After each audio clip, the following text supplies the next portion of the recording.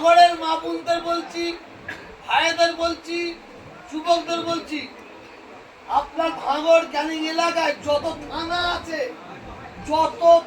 আছে প্রত্যেকটা থানার ওসিদের ফোন নাম্বারগুলো আপনারা বাড়িতে রেখে দেন। প্রত্যেক থানার ওসি বাবুদের ফোন নাম্বার আপনি আপনার ফোনে রেখে দেন। কারণ ভাঙড় ক্যানিং এর মানুষ আশঙ্কা করছে, ভাঙড় ক্যানিং এর মানুষকে আবার বলছি, যদি রাত 12টা, 2টো, 1টা, 3টের সময় যদি আপনাদের দরজার কাছে পুলিশ যায়, পুলিশ 8টা, 10টা, 6টা পুলিশ যায়, যে দরজা ঠোকে দরজা খুলবেন না, খবরদার দরজা খুলবেন না। আপনি ঘরের ভেতর থেকে সঙ্গে সঙ্গে ওসিকে ফোন করুন, আপনার থানার ওসিকে, যে ওসি সাহেব আমার এই দরজার সামনে 6টা পুলিশ দাঁড়িয়ে আছে, 8টা পুলিশ দাঁড়িয়ে আছে, আপনি কি পাঠিয়েছেন? ওসি যদি বলে হ্যাঁ পাঠিয়েছি, তবে দরজা খুলবেন। কারণ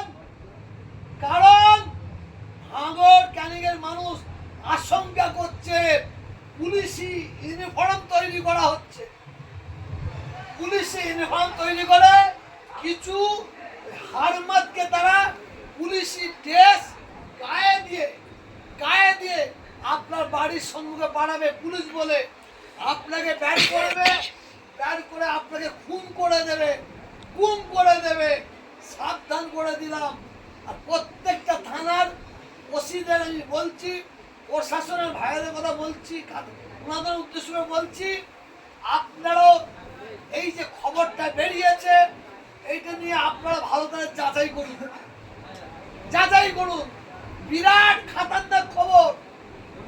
ভাঙড় ক্যানিং এর মানুষ বলছে যে ঘটনা ওই মেদিনীপুরে, কি জায়গার নাম যে হচ্ছে, মেদিনীপুরে জানিয়েছিল নন্দীগ্রামে সিপিএম এর বেলায় যে ঘটনা ঘটানো হয়েছে, বহুত মানুষের জীবন গেছে, সেই ঘটনা ঘটাবার একটা চক্রান্ত করছে ক্যানিং এবং ভাঙড়ে। আল্লাহ কাছে দোয়া চাই, আল্লাহ সবাইকে হেফাজত করে, বলুন আমিন। আজকে কত তারিখ? 1 কার্তিক। এর আগে 21 কার্তিক ষড়যন্ত্র জলসা, 21 আসছি, এবারে 1 কার্তিক। আমার আল্লাহর মাহবুব বান্দাদের জলসায় আপনারা এসেছেন।